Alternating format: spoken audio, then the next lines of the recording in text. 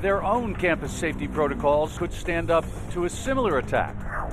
I just want them to see what kind of person I am, what kind of human being that I've strived to become. And an LEX18 exclusive. The first African-American to play basketball at UK wants a chance at freedom after more than 30 years behind bars. LEX18 News at 6 starts now. We are still following some breaking news in Bath County. Police in Owingsville tell LEX18 that human remains have been found off the Salt Lick exit of I-64. Apparently, someone with a bulldozer found a skull and some personal items with it just a few hours ago. Sheriff's deputies are now there trying to find out more. And we have a crew on the way, and we'll have more information later tonight on LEX18 News. A sight with a grim familiarity took over campus at The Ohio State University this morning. Just before 10, an active shooter was reported, and students were told to run, hide, or fight. Officers would eventually realize that there was no gun, but someone had rammed a car into people outside a dorm. That's the LEX18 big story at 6. Police and ambulances swarmed the northern part of OSU's campus as the driver of the car got out and started slashing people with a butcher knife. 9 people were hurt, but police were on the scene within minutes and killed the man with the knife. He's been identified as 18-year-old Abdul Razak Ali Artan, a native of Somalia and a student at the school. It's not supposed to happen. Sorry.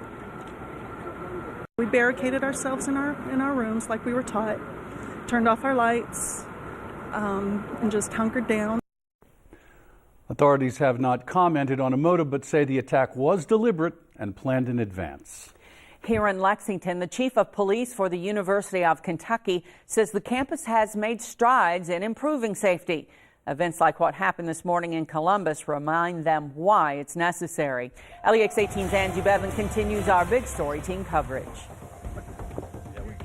UK Police Chief Joe Monroe says an attack like this gives them a chance to reassess. We go back and we look at our policies, our procedures, our protocols.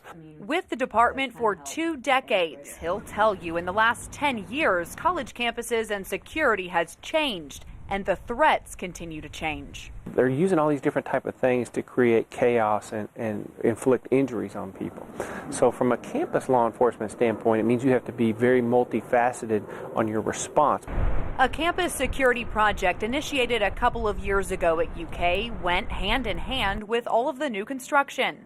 As part of ongoing security improvements here on UK's campus, all of these new dorms and buildings you see now have a lockdown feature. All new buildings that have been built recently have these new security technology standards in them, which will give us the ability to do these remote lockdowns. From technological advances to training. We try to use every one of these incidents that happen to learn from it. Campus security is an ever-evolving challenge. Covering the news in Lexington, Angie Bevan, LEX18 News. Lester Holt will have the latest about today's attack in Ohio coming up at 6:30 on NBC Nightly News. And stay tuned for another update on LEX18 News Evening Edition at 7. To an LEX18 update where students and staff at Lexington Middle School are grieving after last week's murder of a 14-year-old boy. 14-year-old Angel Juarez was shot and killed Thanksgiving night while answering the door at his home. 23-year-old Kevin Garcia is charged with the crime. Juarez went to Leestown Middle School before transferring in the fall. Today, teachers let students talk and remember their former classmate. They started with just kind of silence, and then it led to them talking about Angel and remembering the good times and the fun times and the big smile that he always had on his face. While the mourning continues, Juarez's church is asking for people to step up and donate. They hope to cover the costs of Angel's funeral and burial. The man who might have become a UK basketball icon is behind bars instead, going on more than 30 years now for rape. In 2 days, Tom Payne will stand before a parole board asking for freedom. Nancy sat down with Payne this morning for an LEX18 exclusive interview. Nancy? He was the first African American to play basketball at UK, the first to be named All SEC, and the first to tell you he deserved to go to prison. Tom Payne now says he's reformed, recommitted, and ready to be free. 6'11" tall, 66 years old. 3 decades in prison, 44 years removed from UK basketball. And here's Payne with Glover. Former Wildcat Tom Payne is still a dominating presence in any room, even one with bars on the door. I understand the pain that I cause other people, you know, and they're the ones that need empathy. You know, I pray for healing for the people that I've hurt. Convicted 3 times, Payne is serving a life sentence at the Kentucky State Reformatory. Rape is an ugly crime. It's a damaging crime. It's a demoralizing crime to its victim. By all accounts, while serving life, Tom has spent his life serving. Every young man I talk to, I try to turn his life around because I don't want him to end up like me. I see in the visiting room, they got mothers and grandmothers that come see them and support them, and I see the pain in their family's face, like I see the pain in my family's face. Living the prison life as he has and what he's been through, it changes you. It changes you a great deal. And I think for Tom, in Tom's case, for the better. Jim Andrews, once a teammate and competitor on the court, started visiting Tom about 10 years ago. The Tom you know now, is that the Tom who committed these rapes? No, I don't believe so. Only Tom knows in his heart. I like to say that Tom needs a chance, and he deserves a chance. Even behind prison walls, Tom Payne is very much aware of the excitement around UK basketball today. In fact, that plays a role in his plans if he ever gets out. I have a personal dream, and this is my personal dream. I just one day want to go back and see a UK game. That's just a personal dream of mine. I want to go back with Jim and Scotty Basler and sit there and watch a UK game. Tom calls playing at UK a privilege, one he values more with each passing day. It's an honor for me to have played there, and I really mean that. It's something that it's just a treasure that I have right now.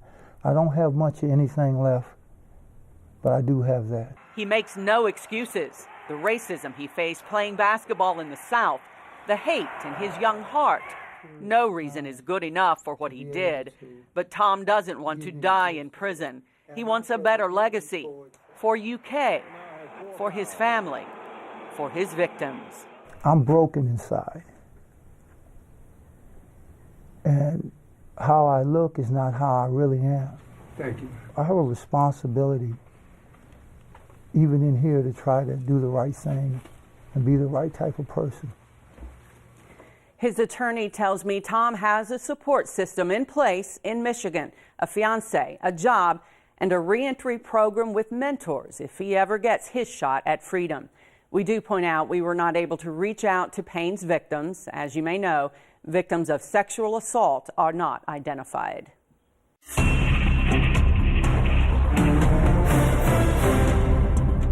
Weather-wise, we have been looking at rain tantalizingly close. It's been trying to make inroads southeast.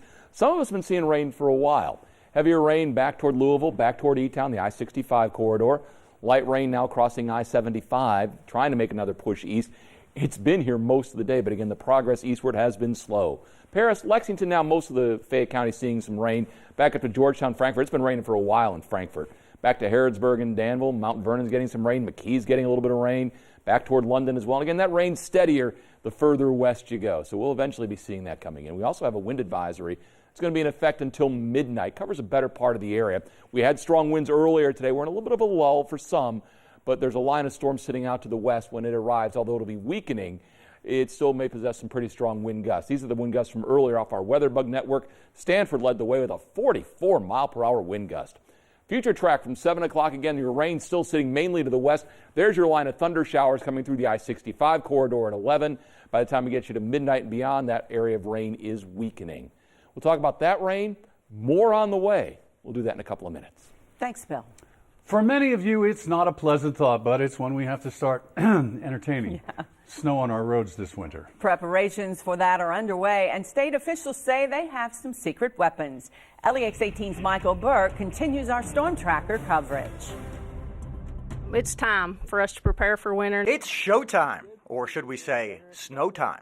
December 1st and the start of our meteorological winter is this Thursday, And the Kentucky State Transportation Cabinet is ready for the worst, should history repeat. Over the last few years, Kentucky has seen some major snowfall. That's twice in recent memory, last January and March of 2015. Coming at rates of 2 inches or more per hour. A staggering rate which has often left the Commonwealth shorthanded. But new this year, a striking new plan of attack. This strike force is going to be one that's going to be out there to supplement. Whenever we have a major event that hits any of our districts across Kentucky, these 8 trucks will be deployed. 8 more trucks in Frankfort and many more emergency responders out looking for signs of trouble and needing your assistance. If you are in distress, put a hood up, put your flashers on. And be ready to use a new and improved website. snowky.ky.gov. There you'll find tips, the latest conditions, and maps alerting you to when roads will be treated. That 511 emergency number is no longer operational, but 911 can still be called in an emergency, as can Safe Patrol at 1-877-4-KYTC. We are ready.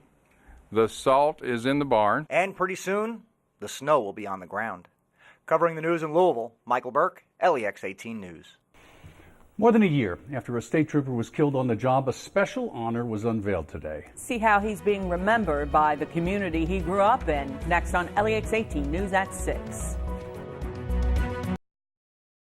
An honor for a fallen KSP trooper tonight. Trooper Eric Chrisman died in a car crash while on the job in June of 2015. State Police, along with the Kentucky Transportation Cabinet, renamed part of KY 326 the Trooper Eric Keith Chrisman Memorial Highway.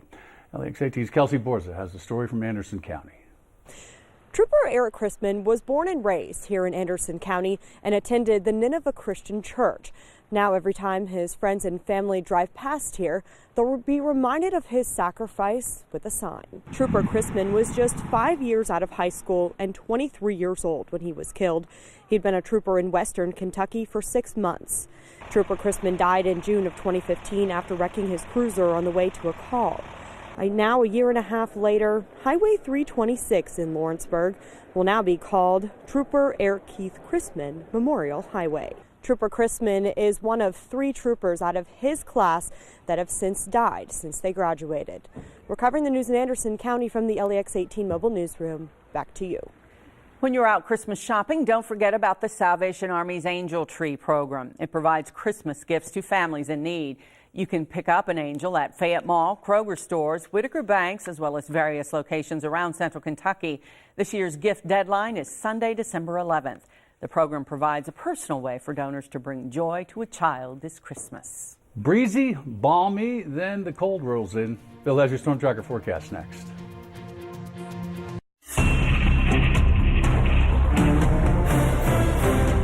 What we've needed is rain. What we haven't seen is rain, but that is changing. In fact, we can find some now. Go to the MaxTrack Live Doppler, and we've got a pretty generous coverage of rain when you look north and west of Lexington. Rainfall becomes more sparse as we look south and east. There are some pockets where that rain's coming down at a pretty good clip from Cincinnati down to Louisville, then down I-65, Louisville down to Bowling Green.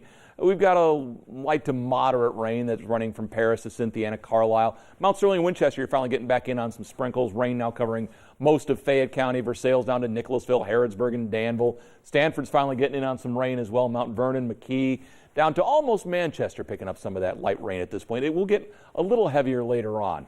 Wind advisory covers a better part of the area. We had some strong winds earlier today. Another batch to come through during the latter part of the evening. But even with the strong winds and the wind advisory, our threat index does remain at a 0. This is some garbage that can fly around. Lawn chairs that may still be out can get blown around with the strong winds that come through later on. Secure stuff, if you're driving a high-profile vehicle, again, it may affect you some as well when you get those wind gusts pushing 40 miles per hour. Could be a couple of thunder showers mixed in, but again, threat index remains at 0. Where we're seeing reported wind gusts, Williamsburg, Monticello, over to Louisville, you're getting that wind gust back up over 30. For a lot of us right now, it's a lull. Windy and warm tomorrow, but it ends up a dry day. You're looking at the rest of the week where it's getting colder. There are rain chances Wednesday and then again later in the weekend. That weekend one could end as some snow. The potential is there. We'll look at that. But again, here's your generous slug of moisture coming north. Bigger storms down along the Gulf Coast. Meanwhile, this storm is really wrapping up here across Minnesota and the Dakotas. See that little narrow line right there? That's the line of thunder showers that will possess the stronger wind gusts when they arrive later on. 7 o'clock this evening, there's your warm front. It went by earlier. We've had the southerly winds most of the day, but you notice that line of storms weakens as we get you to 10 o'clock. The wind will still be there, but the heavier rain. When one batch goes north, one batch goes south. That's the bluegrass split again. We're looking at that cold front, and it's a cold front in name only because the winds behind it will be strong out of the southwest tomorrow. It's a warm and dry pattern for us. The cold air is locked up behind that secondary front. That gets in here Wednesday night and Thursday. Before that happens, watch that low coming up out of the Gulf. It brings with it a nice slug of moisture so that by Wednesday morning in the pre-dawn hours, there is a good coverage of rain where we need it the most in southeast Kentucky. As we continue through Wednesday, that secondary system will pull away. The colder air will begin to make its presence felt as we get you toward the latter part of the week. Today we made 60, so way above normal. We're going to push 70 tomorrow. Temperatures fall off considerably by the latter part of the week. At the moment, 60s where the rain has not been, 50s where the rain has been. And as we look at your forecast for tonight, the wind advisory, rain and thunder showers, those winds could be gusty. Low of 49, temperatures may try and rise toward morning. Becoming partly sunny, windy and warm tomorrow. You're looking at highs in the upper 60s, pushing record territory. More rain on Wednesday. We're looking at the colder end of the week with rain returning Sunday that could end as snow Monday. Getting to be that time. Thank you, Bill. Kentucky football racking up the awards as expected after Saturday's huge win in the Governor's Cup game against Louisville. And UK basketball just under an hour away from tip-off in the Bahamas. How this team's already buying into Cal's process. Next in LEX18 Sports.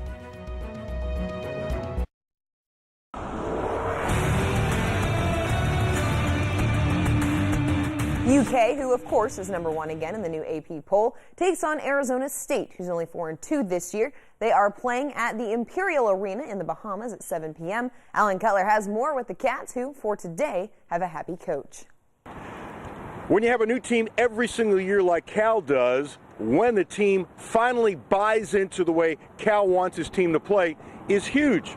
I'm not sure any team Cal has bought in as quickly as this team has. We've had 2 good practices. It doesn't mean we'll play great, but we got a bunch of guys in a great frame of mind about playing for each other, about being more about their teammate than themselves, yet being responsible for themselves. And what we're trying to do is have them develop the habits they need to win.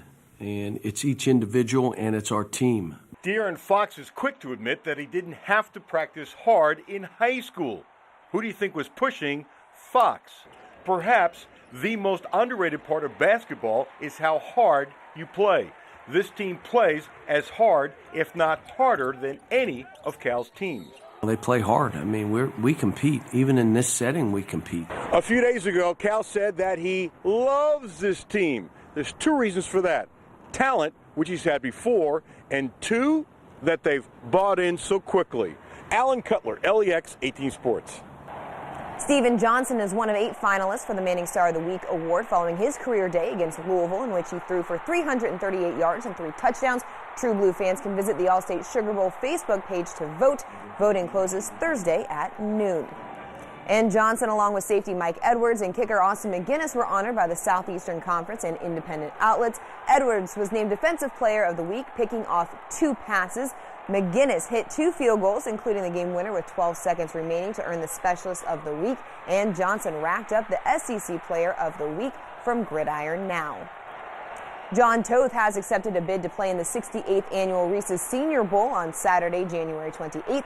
The game will kick off at 2:30 Eastern and will be broadcast on the NFL Network.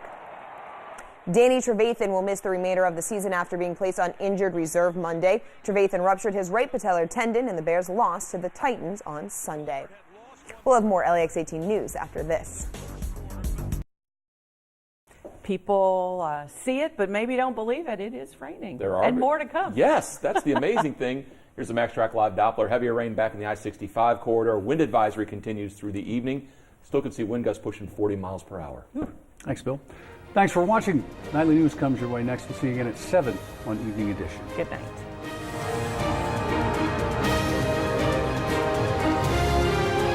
Count on LEX18.com for the latest news, sports, and your Storm Tracker forecast.